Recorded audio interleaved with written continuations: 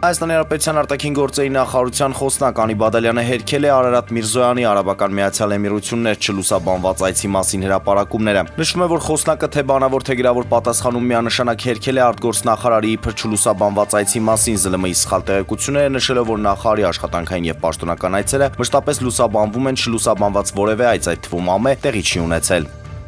Անկարայի Երևանի հետ հարաբերությունները կարգավորելու քայլերը կապված են Հայաստանի կողմից Ադրբեջանի հետ խաղաղության պայմանագիր կնքելու համար առաջադրված պայմանները կատարելու հետ ադրբեջանական լրատվամիջոցների փոխանցմամբ հայտարարել է Թուրքիայի նախագահի գլխավոր խորհրդական Ճաղրի Էրհանը Ստեփանակերտի Ղարաբաղ համալսարանում ընթացող քաղաքական ֆորումում։ Ազգային ժողովի նախագահ Ալեն Սիմոնյանը ստորագրել է Վիլեն Գաբրիելյանի падգամավորի լիազորությունները դադարած համարելու մասին արձանագրությունը։ Գաբրիելյանն ապրիլի 7-ին դիմում էր ներկայացնել մանդատը վայր դնելու մասին։